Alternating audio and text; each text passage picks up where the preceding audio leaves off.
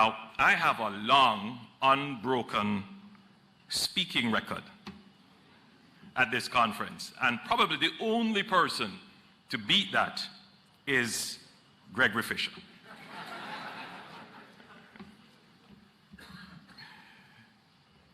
This conference holds significant importance by uniting stakeholders, corporate executives, and national and regional governmental leaders. Its purpose is to facilitate the exchange of information and explore current trends in capital markets, as well as emerging products and services within this sector. The goal is to expand the market and encourage increased participation. Today, I stand before you to share good news that Jamaica boasts the most favorable economic environment since gaining independence.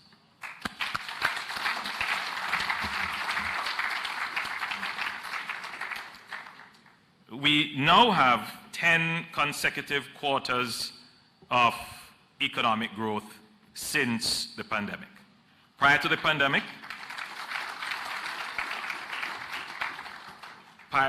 the pandemic, we had a long stretch of 20 consecutive quarters of economic growth. My government has established a solid track record for sustained growth. In fact, my administration has presided over the longest unbroken period of economic expansion since independence. And notice I'm not shy about saying my administration. Because everything else that is heaped on, I have to own it as well. So I claim the good. Unemployment is at a record low of 4.5%. That's the lowest in our history. Since taking over in 2016, my administration has created 146,700 new jobs. We are on target in terms of our debt to GDP reduction to now reduce our debt to GDP to 74% by the end of March 2024. This is well below pre-pandemic levels and the lowest in 25 years. Our credit ratings are now at the highest level they have ever been.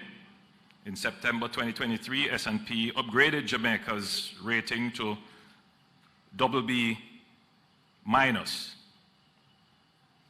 Recall that we are coming from CCC rating, and that we spent a decade in the single B category, with the last 4 years at a single B+.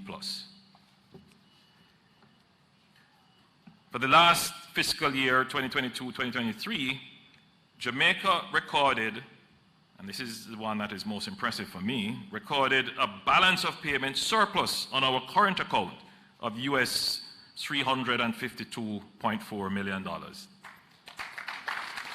The last time that Jamaica had a current account surplus, can anybody guess? 1966. Our net international reserves are now at a record high of US $4.75 billion as at the 31st of December 2023. We have created an environment of fiscal certainty with 8 consecutive budgets with no new taxes.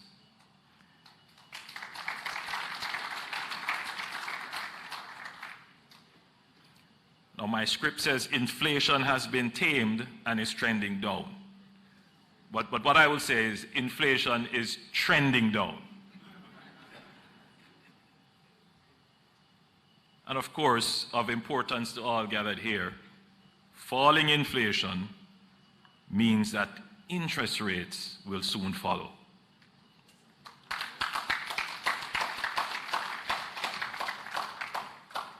Yes, I hear the very loud whispers in the corridors of how businesses have been affected.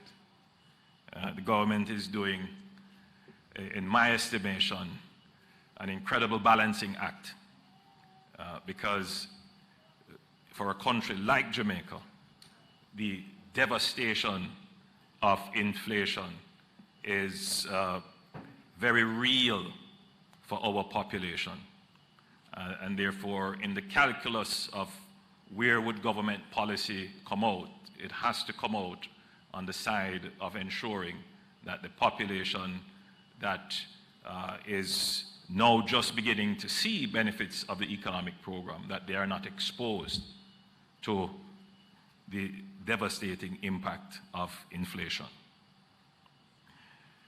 As a result of this very positive economic environment, we are seeing unprecedented levels of investor interest in Jamaica. Global investors who in the past would have seen Jamaica as too risky are now taking serious interest. You know, just on the weekend, we broke ground for a $1.4 billion investment to build 4 towers of 28 stories each. That is a massive investment. And we have several other large investments of that magnitude to announce in the coming months.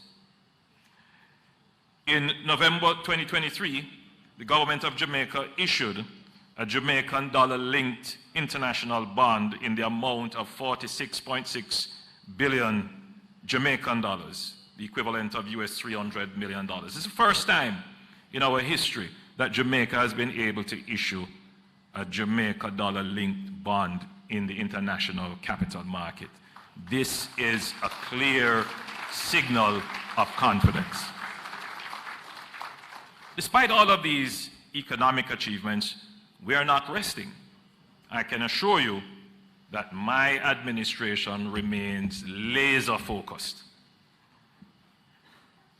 And we are focused on 2 things. The first, how do we accelerate the level of our economic growth from 1 to 2% to 5 to 6%? That is the challenge. We have achieved, in my mind, the first stage, which is to ensure that growth is sustained. And I think we can safely say by the number of consecutive quarters of growth that we are able to sustain growth and that our growth is not erratic. And we have managed to do this by ensuring that we build in buffers and fiscal safeguards to ensure that we can recover quickly from shock. For most of our post-independence period, economic shocks, whether caused by global factors or by weather events, would set us back for several years, even for decades. The last big shock, the 2009 financial crisis, took us 10 years to get back to the GDP of 2009. Now, the last shock, which was the COVID-19 pandemic, we were able to recover very quickly. And not just recover, but recover stronger. The other major focus is on inclusive growth.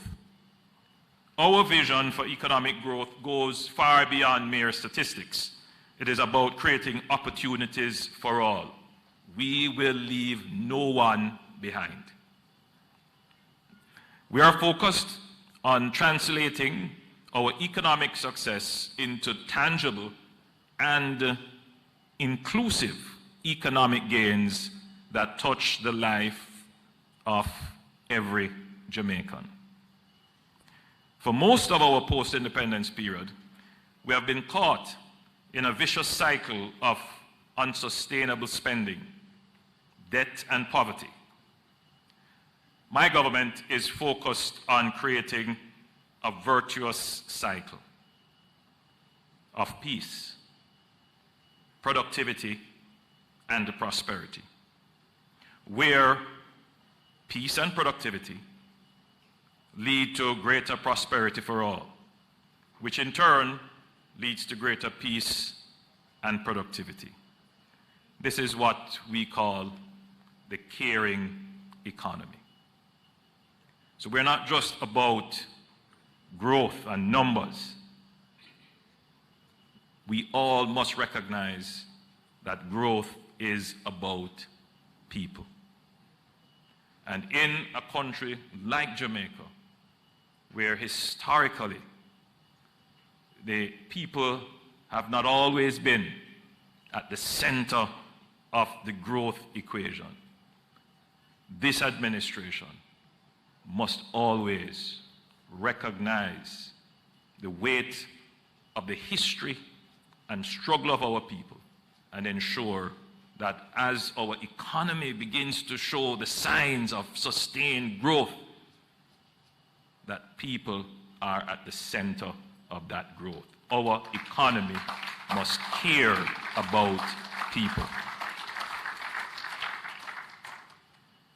So a part of this caring economy is how do we make the economy facilitate, support, endure peace.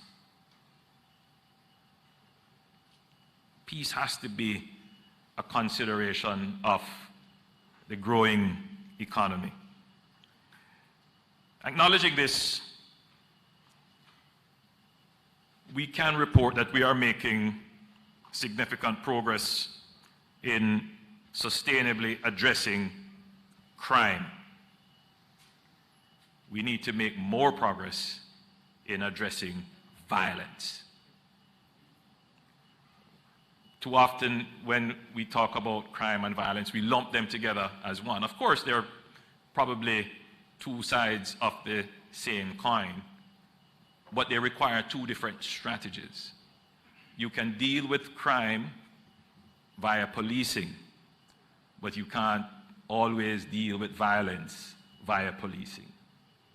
Other strategies have to be employed, and therefore we have to turn our economic resources to deal with violence, because violence has a significant drag effect on our economy. Violence has a significant impact on our productivity.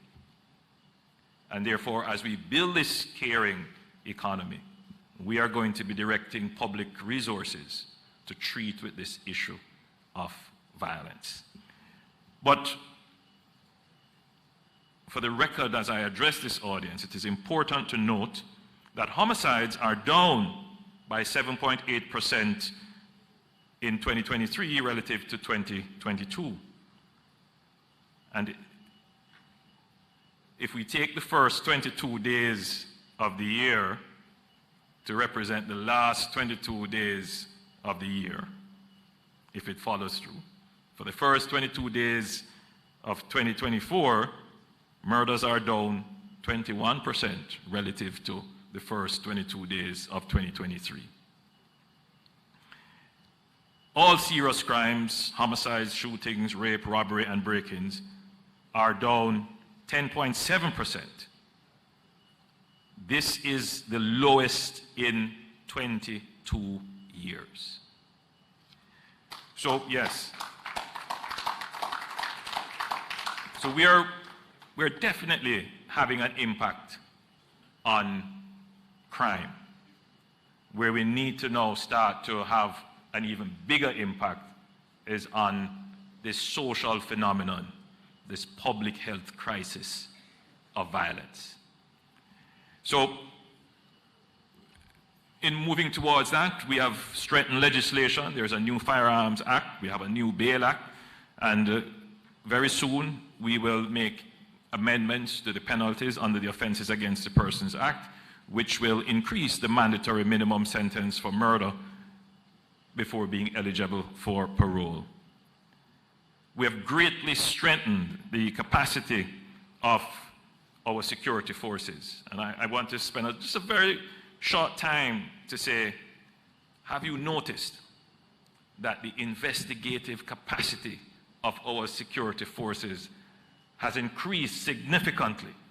Significantly. They are now bringing to our courts cases that before would have gone unsolved, and they're doing it in quite a rapid way, and I want to acknowledge the significant improvements in the JCF.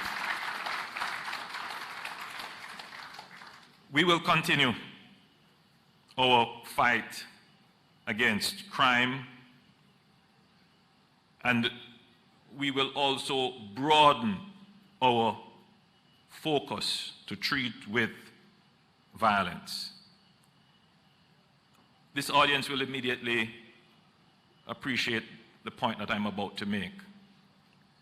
This is not the first time that the government of Jamaica has had to bring the resources of the state to treat with violence. Jamaica successfully conquered violence in our politics. In the 1970s and 80s, violence was a significant feature of our politics. But through legislative changes, institutional changes, and partnerships, we were able to form the Electoral Commission. We made changes to the Representation of the People's Act. We put in place an ombudsman and other measures, and we have conquered political violence. We have had at least 4 elections now, and there has been no taint of political violence. So we can do it. We can conquer social violence. We can conquer intimate partner violence.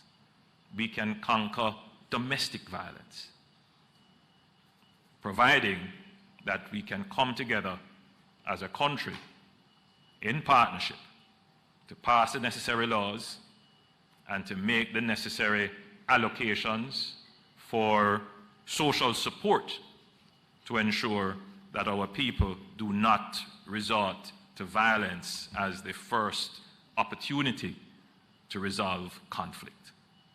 So I'm confident that we will be able to treat with this issue of violence. And once we do this, we're going to see an increase in our productivity. Now, as a result of our historic low unemployment rate, we are now faced with a new challenge. Angus mentioned it earlier. The truth is that the binding constraint on our economic growth is no longer the availability of capital. The binding constraint on our economic growth is labor. Well, to put it in another way, the binding constraint on our economic growth right now is the availability of talent.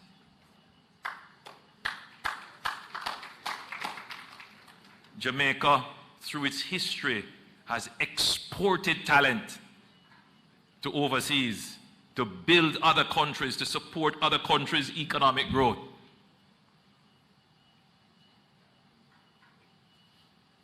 And now, with our economy starting to show signs, we need talent.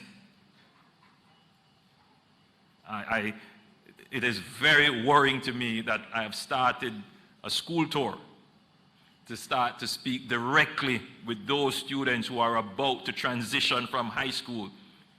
I can't say to them, don't migrate, because migration is important for their exposure, for them to develop the talents that they have and gain the experience. But to put a kind of thinking in their minds that they can make it here in Jamaica as well. That even if they go, they're going to come right back. That is where your economy is right now. There's scarcely a business person that I speak to who does not say, Prime Minister, I cannot find people.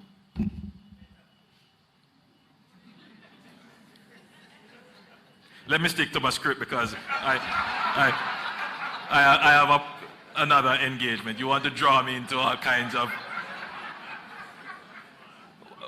So today I met with the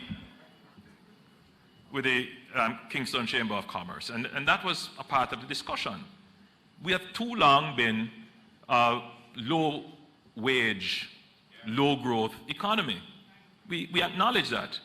But you would also see that the government has made instrumental attempts and actions in doubling the minimum wage, engaging in a compensation review that moves a significant part of the labor force closer to market, all whilst trying to ensure that we manage wage inflation. It's a very complex equation. So it's a balancing act as we keep this economy moving forward steadily. Any erratic move can destabilize. So yes, recognize the low incentives that exist in the current wage profile of our economy, but that is changing. In our school tour, I've had to point out that growth can only take place when there is productivity increase. And every single Jamaican has to recognize their part, their role in increasing their own productivity. We have to encourage and support the development of a culture of productivity. And we're trying to support that emergence of the culture by putting in place, certainly that should come within the next 2 years, performance-based reward systems in the public service.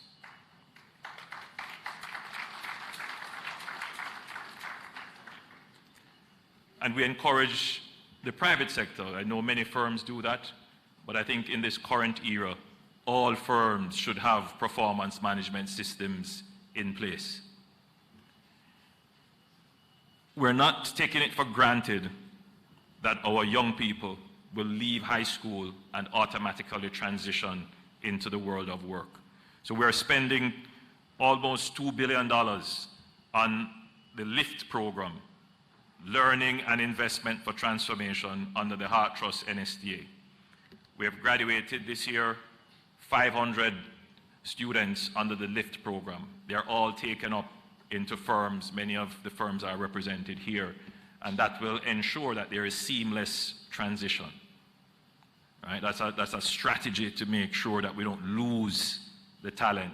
So these are sixth formers that we have made it possible for them to have internships in firms, so that the firms can start to make deliberate connections with them to keep them here.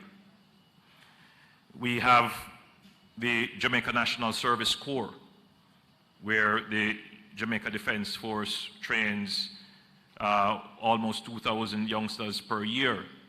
Some of them will matriculate into the JDF, but the balance the significant remainder will be available to the labor market to support technical fields that are also crying for support. So the government understands the challenges that the economy faces, and we are putting in place the measures to ensure that growth continues in spite of those challenges. Now, as it relates to the stock market, I listened very carefully to Greg's both international and local analysis. And clearly I'm not an analyst, but I think that your analysis is spot on. We pay very close attention to what is happening in the United States. And your assessment that we are probably entering a period where rates could be stabilized and trend downwards, I think it's accurate. And we have the same perspective here in Jamaica. But the concern for inflation and the damage that inflation could do here is for us of greater significance than I suspect for the United States. So we will always be very cautious about inflation. We are happy to see that our inflation rate is edging back into our zone. And we have done what is necessary to cushion prices, particularly in critical areas such as transportation. And we will continue to monitor and be ready to respond if we see any significant threatening uptick in inflation. Now, I've heard comments being made regarding the junior stock exchange and how important that is. I think it's important to remind persons that former Minister of Finance, Audley Shaw, could you say that he's the father of this? He was a big proponent and pushed very much for it, even when it was not considered to be wise to do it. It still remains our thinking. But we have to, as I said, make sure we balance everything very carefully. I know that we have already done some work on it, and I'm certain that the Minister of Finance is going to speak. I think he speaks tomorrow. I believe he will have some words to say. I didn't say what those words will be, but no, I think, as I said, after so many years of operations and it's shown good results, it could be a fillip for the stock market generally. And I think it's something we have to consider very carefully. I also think that the stock market can play a very important role in the development of our small businesses, you know, quite apart from the junior stock exchange, but the level of support you give and coaching and mentorship you give to businesses. And I think it is in that area that greater exploration needs to take place as to how government can partner with the stock exchange to help with the development of small businesses, not just from the equity side of financing it, but from the business development side. And I think, Marlene, that is an area that I'm very much open to discussions, certainly with the DBJ and yourself. So with those remarks, you have been the beneficiary of my abbreviated presentation this year. It is always a great pleasure to address this audience. It sets the tone. And I know, you know, the market is in a little bit of depression right now. But as you have said, Gregory, it is part of the business cycle. And the market will come out of it, and the government stands ready to support in any way we can. God bless you, and thank you. PM, just one second, please. Yeah, we could just hold you just for 1 minute, exactly as we couldn't let you go empty-handed, okay? So we have a presentation for you.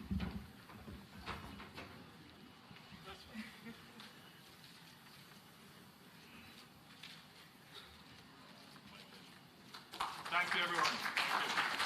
Yeah, PM, thank you so much for making the time to share with us. And may we ask you to just remain standing just for a moment while the PM leaves. Thank you again, PM. A caring economy with people at the center. We welcome that. Okay.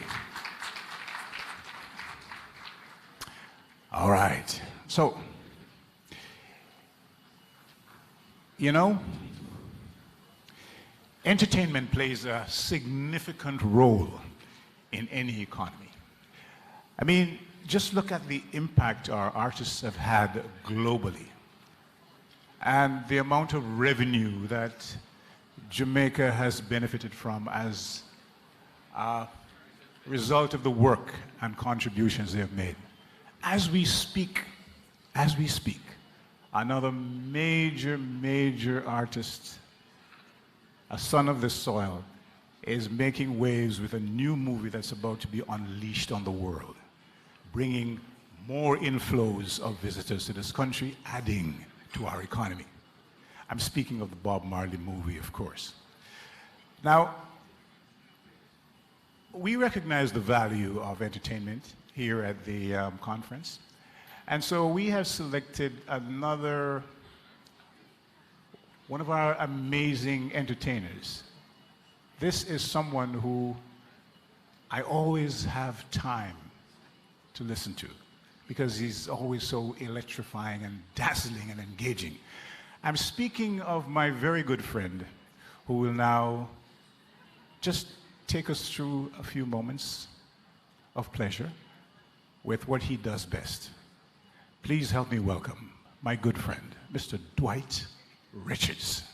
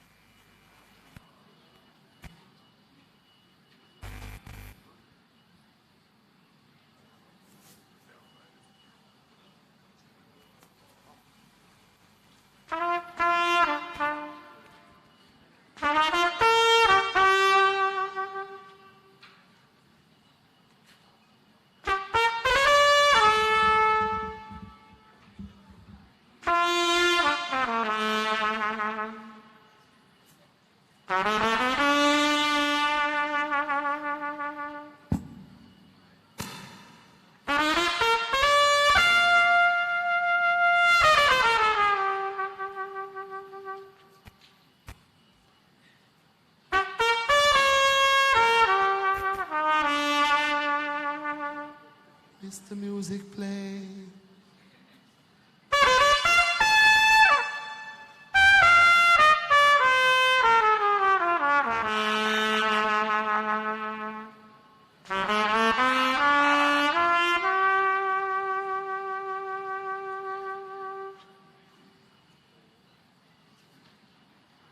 Good evening, everyone.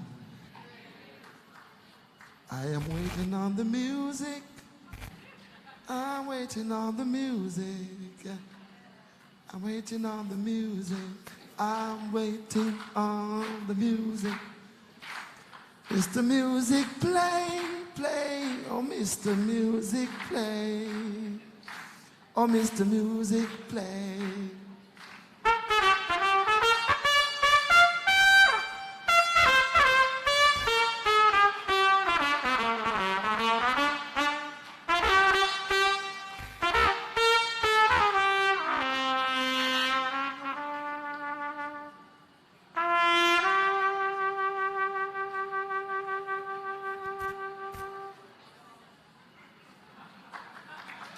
Thank you.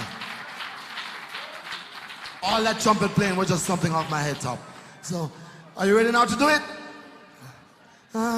You can get it if you really want. Help me sing now. You can get it if you really want. Oh, there we go.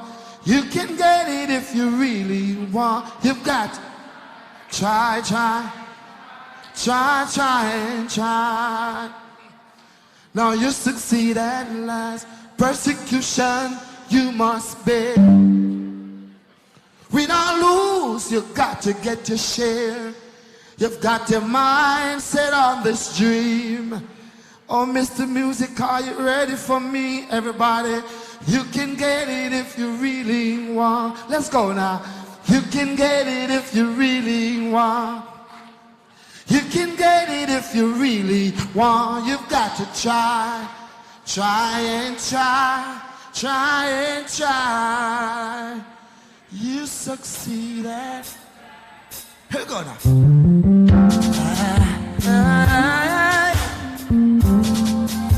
How you feeling? You feeling good? Let's play.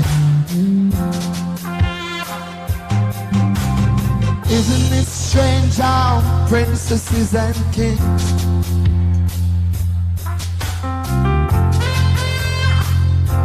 in sawdust ringing.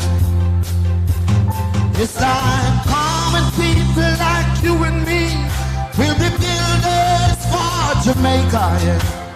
Each is given the bag of tools, shapeless maps, and the book of the rules.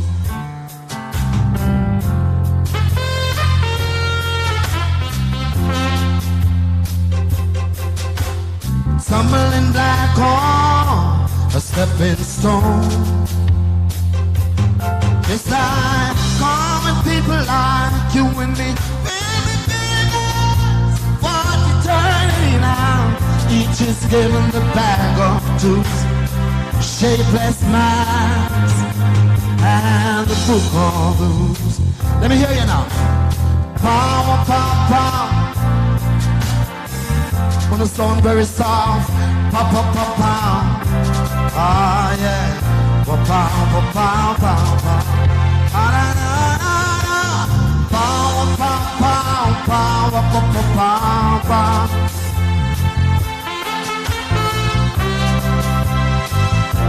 Pow, pow, pow, pow. It's like common people like you and me. Each is given the bag of tools, shapeless maps, and the book of the rules.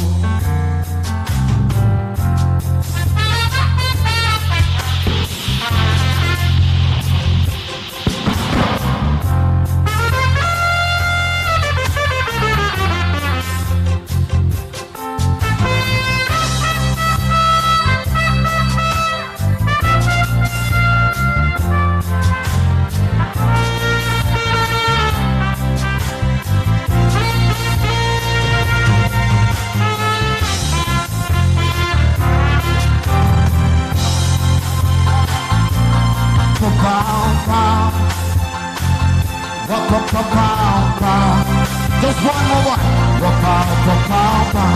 Everybody here, one more time. Here we go. Now, power, power, power. Let's strike it. Power, power, power, yeah. Power,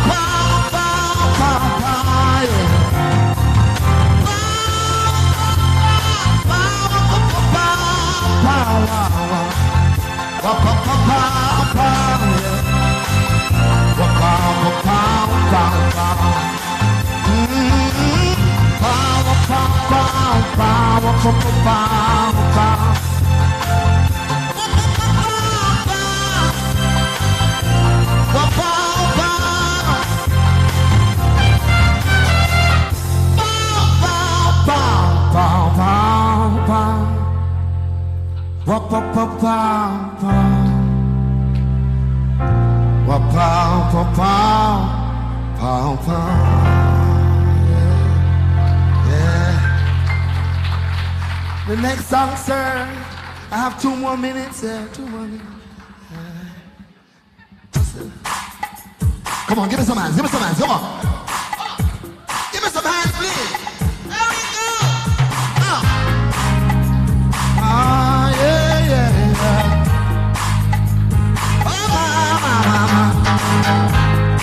I can see clearly now. The rain is gone. Oh, yeah.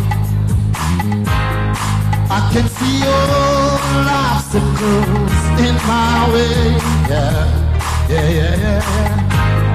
Gone are the dark clouds, every blindness is gonna be bright, oh bright, bright, sunshiny day. It's gonna be bright, oh bright, bright, bright, sunshiny day.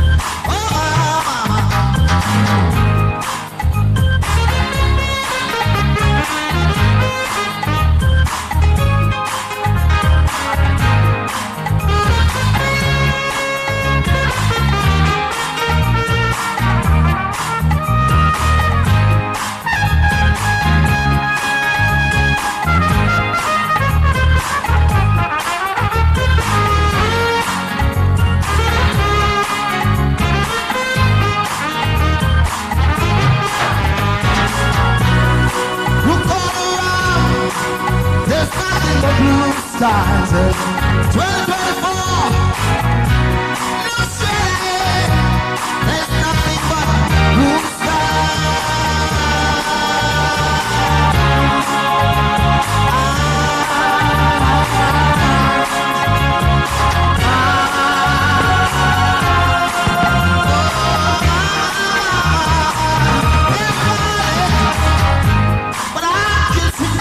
now. The rain is gone, and I can see all obstacles in my way, in my way. Here is the rainbow I've been praying for. It's gonna be a bright, oh bright, sunshiny day. 2024, gonna be bright, sunshiny day. It's gonna be bright, oh bright, sunshiny day. No, I believe, yes, son. Sun comes out tomorrow, sun comes out tomorrow, tomorrow. Sun comes out tomorrow, sun comes out tomorrow. Thanks for having me. Do I have a chance? It's gonna be bright, sunshiny day, and I know that it will sunshiny day. Oh Lord, now gonna be bright, sunshiny day. Yeah, sunshiny day.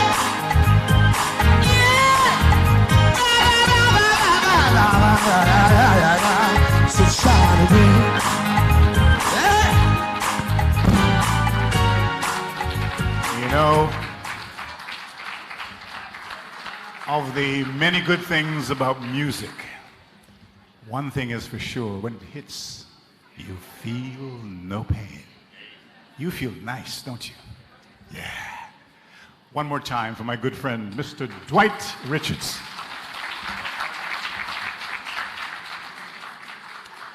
Okay, so as sophisticated people, you know that innovation plays a crucial role in driving growth and development in capital markets, right?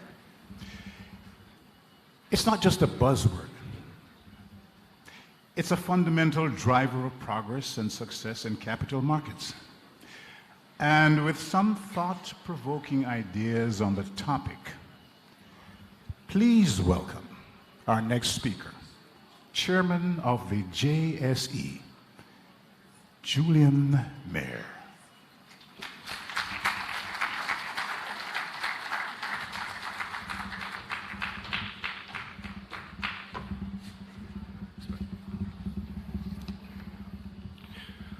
Good evening, all. So, ladies and gentlemen, I welcome you to another staging of our annual conference. It's become, a staple on the calendar of the industry, and that wasn't always the case, Once upon a time, we used to be competing with Euro Money and Latin Finance and everybody, and this is it. This is our staple. This is it. And Marlene, congrats to you, Neville and the team, in continuing to build this from strength to strength. So we do love that. So, look, the topic you heard Michael speak about, that's now what I'm speaking about. And if you've been here before, you'll know that that's a trend. We get these topics and they may or may not connect and with me personally. And the only thing you can get is what connects at the time. So far, we've had Angus speak about regional markets. I appreciate that. Greg speak about international markets. The PM speak more directly about Jamaica and where we are at. None of those things, therefore, need to be covered in any real detail. What I think that I really want to talk about is the story. We sit here tonight, down the road, in Crossroads at the Caribbean, there's a Bob Marley movie, One Love, that's happening. And I love your attendance here. I know it means you were not invited. So I want to understand something about Bob Marley. Potentially the greatest musician ever. Musical artist, that is, ever. A son of the soil, a humble man, a man who sang and was heard across the world.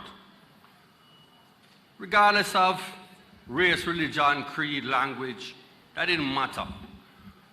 If you're frequent to Jamaica, or if you are a Jamaican, you know that seeing a Japanese Rasta man or a German one is not something that is uncommon. His message permeated. And it's still being quoted right now by so many world leaders, including Barbados' own Nehemiah, who regularly references Bob's words. This humble man caused the globe to need to understand his story.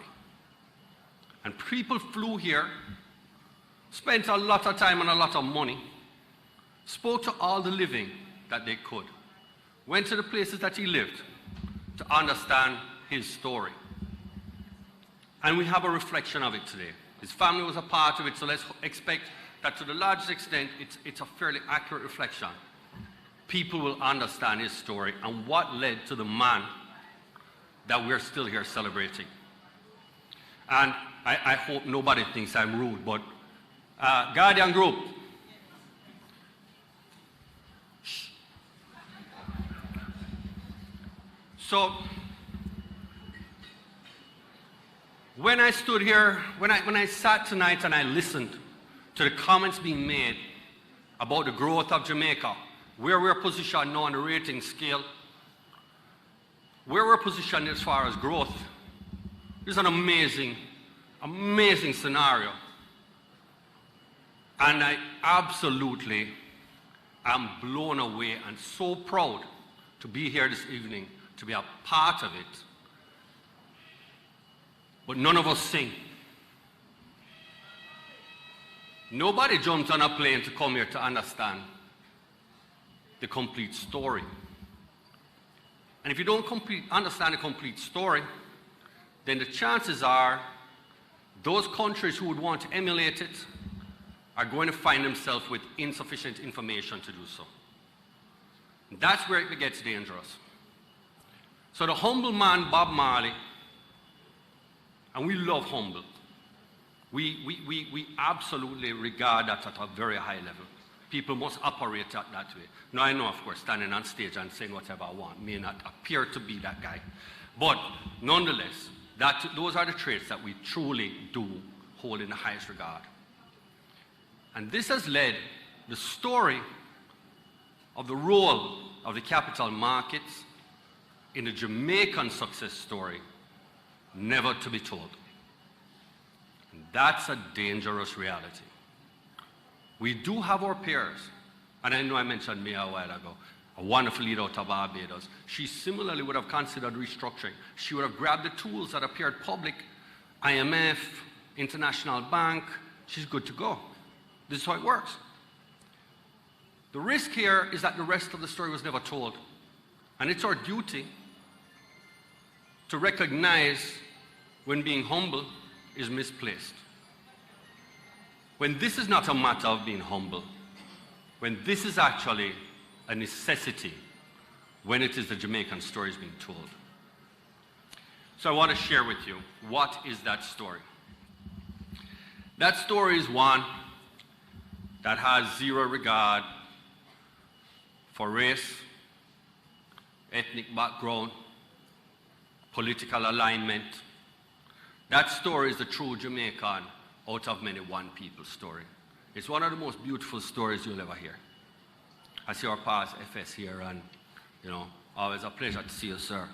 And you, of course, can attest to all of the foolishness I'm about to say that's never been said. So, the Jamaican capital market has been a key partner from concept to growth. The Jamaican capital market saw that Jamaica could be better than it was a long time ago and would have played its role during a time when the government was competing with the central bank for funding. My first trade, and I'll age myself here, potentially the grade does it already, but my first trade was at 48.31% trade in GOJ debt. 48.31, I'll never forget it. That's your risk-free rate. Any corporate, you're above that. We knew we couldn't sustain that. That wasn't a good scenario. It was a competition of the capital markets democratizing access to these opportunities in investment that caused interest rates to move downwards. This is a part of the story. Part of the role of the capital markets in making efficient and less costly access to funding for the government and therefore the rest of the country. Of course, at that time, we'd have seen 40% and 30% interest rates being par for the course. All that money going out and the 25% withholding tax and never coming back to the country. It's the capital markets that would have designed a withholding tax at source because we weren't prescribed entities. We couldn't withhold.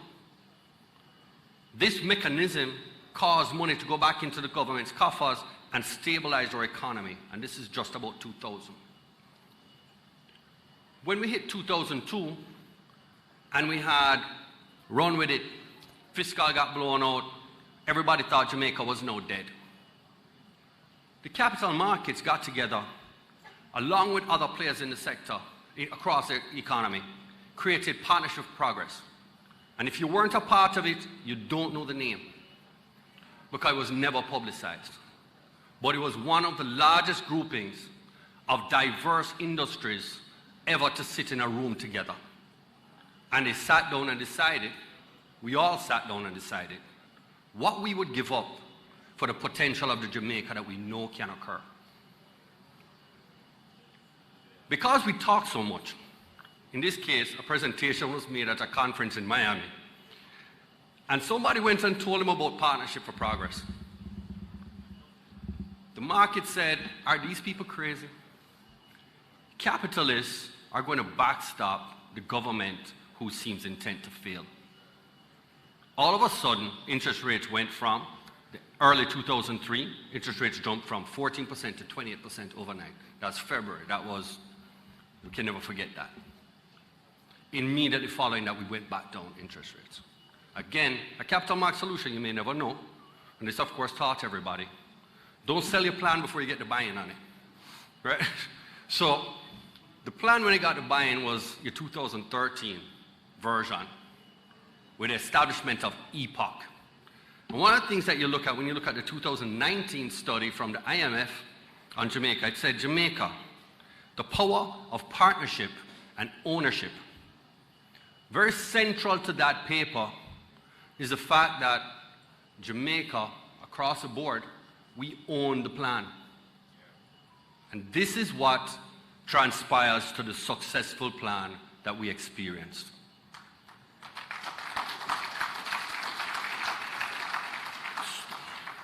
So, I know I started off about Bob. And again, I know I also said that you guys can't sing. But I know I can't sing. But across the room here, we have people that dedicate to their intellectual capacity and also their capital to create the Jamaica that we now speak about. And it's important that we talk about it and document it, because just like Barbados thinking that they could replicate maybe our successes, there are at least 20 other countries across the world that are looking at this Jamaican success story. As Financial Times said it, everybody was betting on us to fail. People still don't know why we didn't. Because we didn't tell the story. As a country, as a nation, you have to own your success. And you have to sit down, because you know it better than anybody else, and say, these are how the pieces fit together in my scenario, and with this, we'll be able to do it in a sustainable way. From concept to growth, it was a wild concept that beyond political parties who look on a 4-year cycle, that we as a private sector could play a role in centering fiscal responsibility. We could play a role in making Jamaica move to a more stable place where Vision 2030 is not just words, but something that we believe that we can actually attain. And we have heroes in this crowd. Again, you're not singers, we're not going to look for you. But you dedicated your time, you dedicated your expertise, and you dedicated your capital, and you did some amazing work. And I do want to applaud the members of the capital markets of Jamaica as being a central part in our success.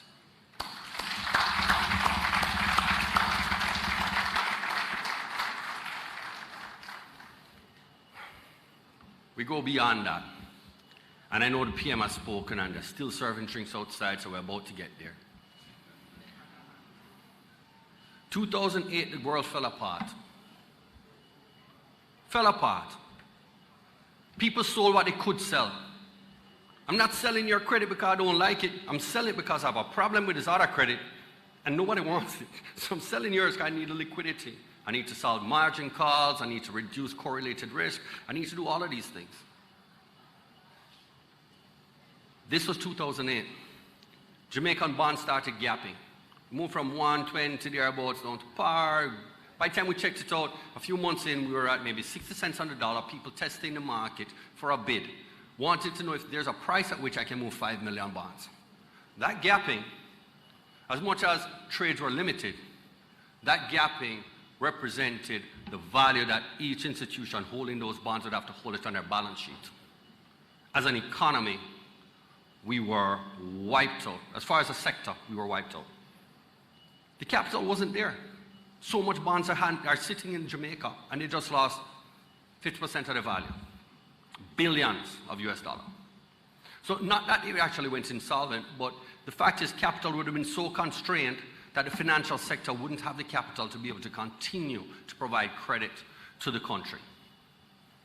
The financial sector, the small component called the capital markets, the grouping called the GSDA, sat down. We crafted probably what for me is maybe the greatest trade ever done in EM.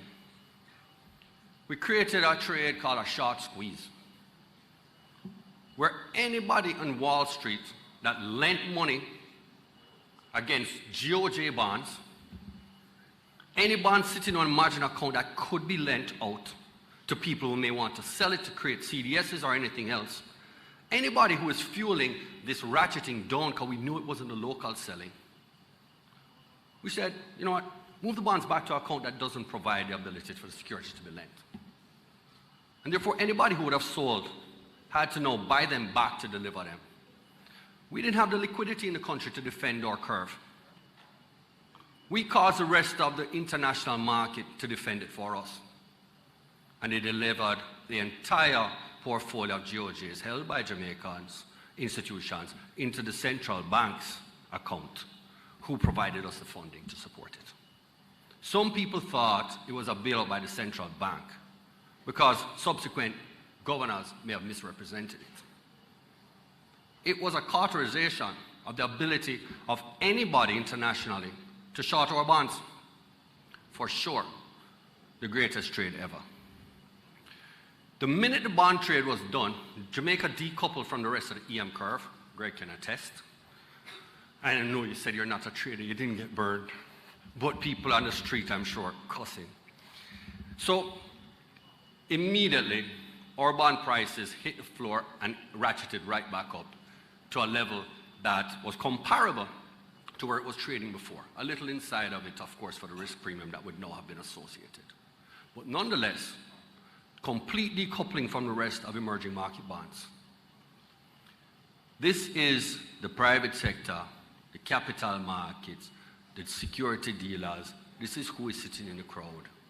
And this is also working with the central bank. So again, working together collaboratively to create from concept to growth. Because for sure, the outcome of 2008 would have hurt a lot more if the financial sector didn't have the capital to recover. We move on, 2010. the industry would have sat down and worked out a JDX, a debt exchange. We knew the situation wasn't sustainable. There's no way. The government couldn't carry this. Again, we've shown consistency. If we have a bad credit as a government, we have a bad economy. That's more risk than any of us want.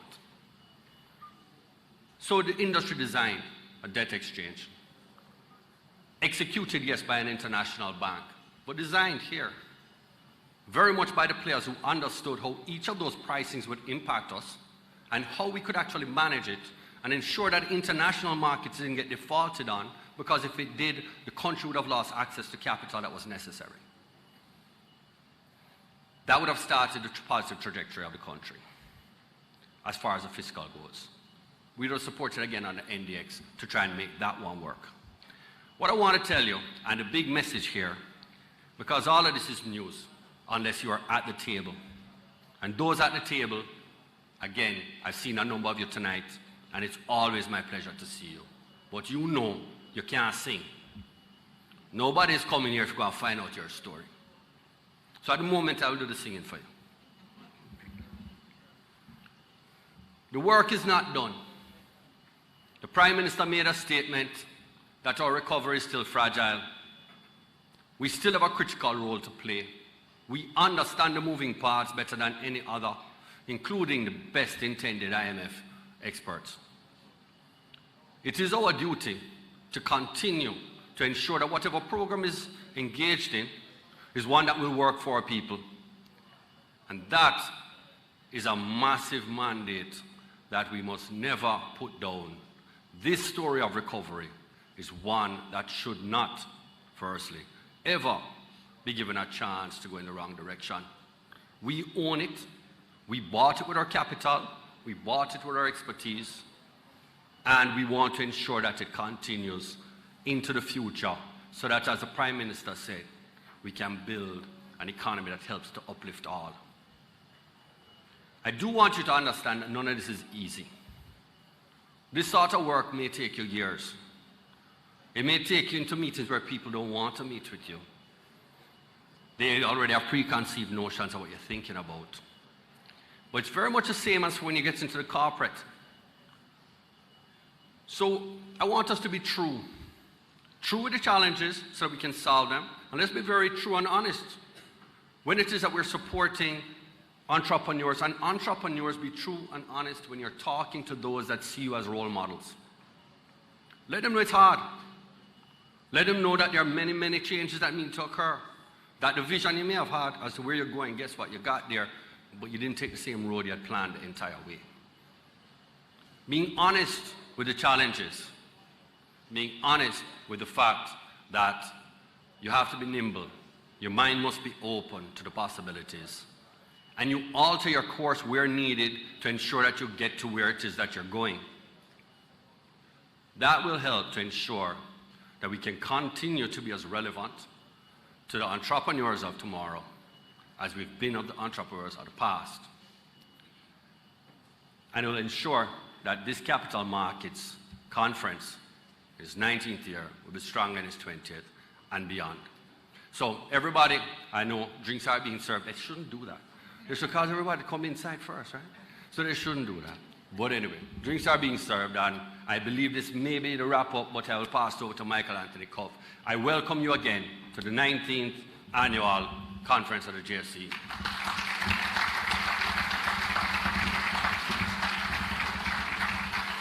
Thank you so much, Chairman Mayer.